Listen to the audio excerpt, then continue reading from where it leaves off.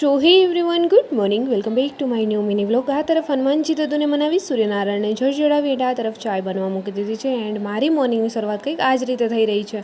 And અત્યારે મેં morning routine finish કરી નાસ્તો વગેરે કરી આવી ગઈ છું સ્ટડી ટેબલ પર. એન્ડ મારું ટ્રેડિંગ કરી દીધું છે સ્ટાર્ટ.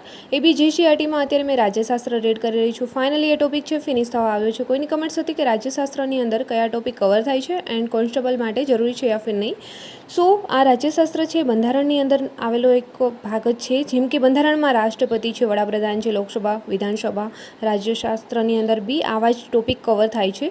GCRTની અંદર જે રાજ્યશાસ્ત્ર કરીને ટોપિક આપેલો છે એમની અંદર છે આ જ ટાઈપના ટોપિકો આવે છે જે બંધારણમાં આપણે ઓલરેડી કરવાના છે, જેથી કરીને કોન્સ્ટેબલમાં બી આપણે જરૂરી છે. સો GCRTની અંદર જે રાજ્યશાસ્ત્રનો પાર્ટ છે કરવો જરૂરી છે, જેથી કરીને તમારું બેઝિક ક્લિયર થઈ જાય. એટલા માટે મેં બી કરી રહી છું. અત્યારે આવી ગઈ છું મેં જમવા. એન્ડ આઈ હોપ કે આજનો મિની વ્લોગ બી તમને પસંદ આવ્યો છે. પસંદ જ આવ્યો છે તો વ્લોગને લાઈક, કમેન્ટ, શેર, સબસ્ક્રાઈબ જરૂર